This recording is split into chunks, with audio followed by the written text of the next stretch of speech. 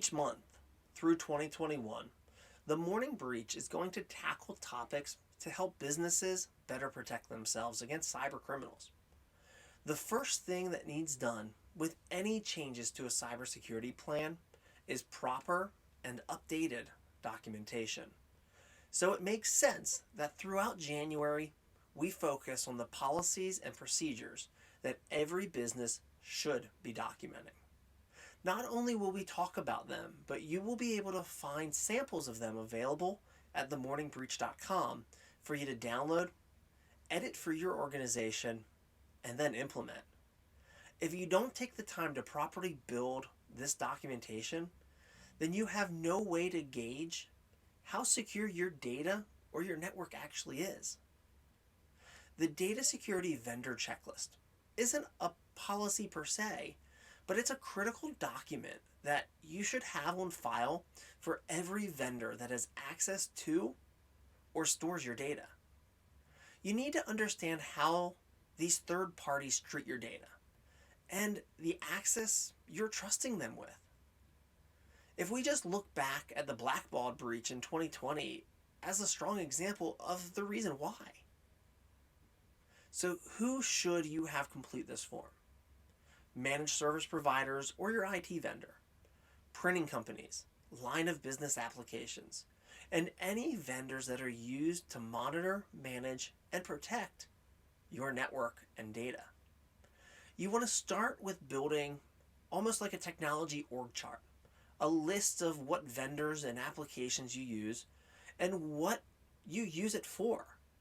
If there's a vendor that a vendor uses, that should get documented there as well. That's literally why it's almost like an org chart.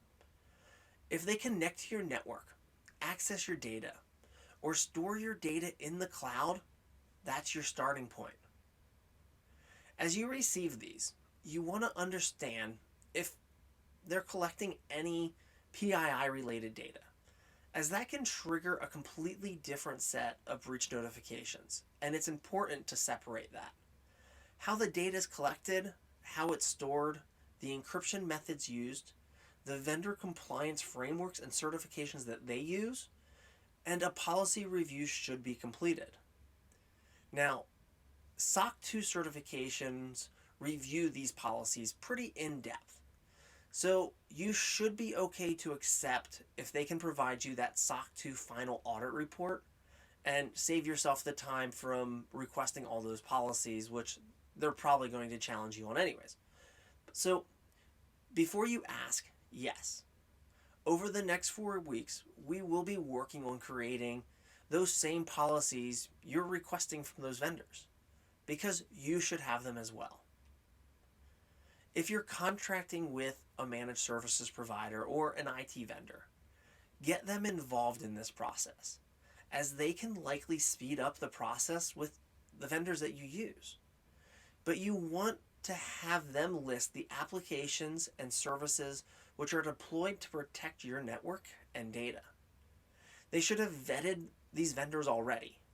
And if you trust them to deploy the tool in your network, then you should trust their judgment on why the tool is needed. If you're in healthcare, finance, government, or just want to dig deeper into the security aspects, ask to review the security documentation for those vendors.